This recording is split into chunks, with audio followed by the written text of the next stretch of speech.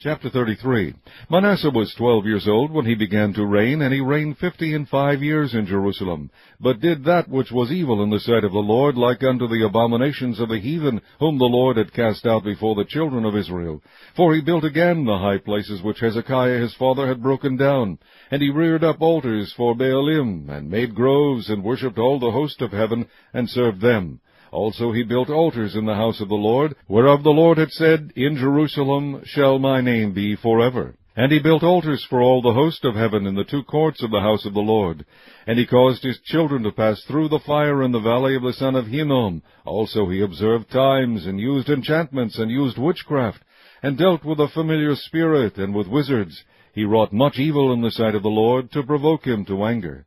And he set a carved image, the idol which he had made, in the house of God, of which God had said to David and to Solomon his son, In this house and in Jerusalem, which I have chosen before all the tribes of Israel, will I put my name forever.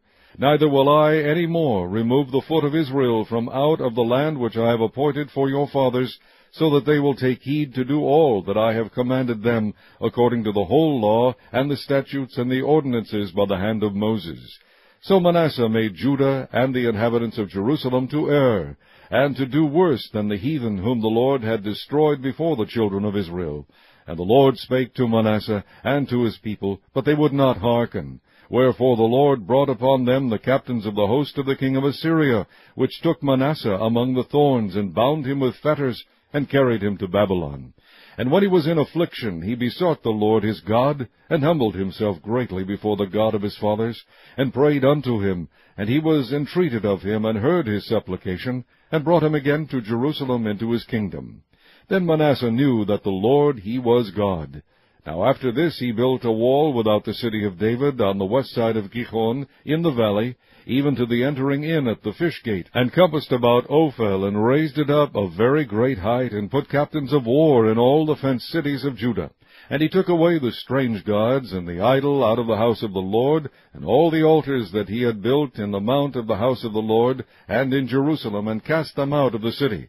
And he repaired the altar of the Lord, and sacrificed thereon peace offerings and thank offerings, and commanded Judah to serve the Lord God of Israel.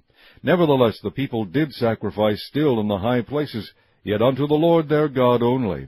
Now the rest of the acts of Manasseh, and his prayer unto his God, and the words of the seers that spake to him in the name of the Lord God of Israel, behold, they are written in the book of the kings of Israel.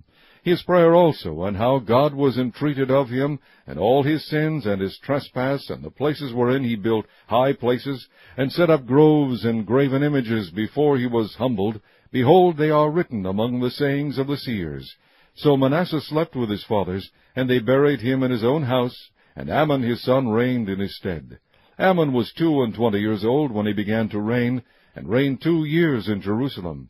But he did that which was evil in the sight of the Lord, as did Manasseh his father. For Amon sacrificed unto all the carved images which Manasseh his father had made, and served them, and humbled not himself before the Lord, as Manasseh his father had humbled himself. But Amon trespassed more and more, and his servants conspired against him, and slew him in his own house.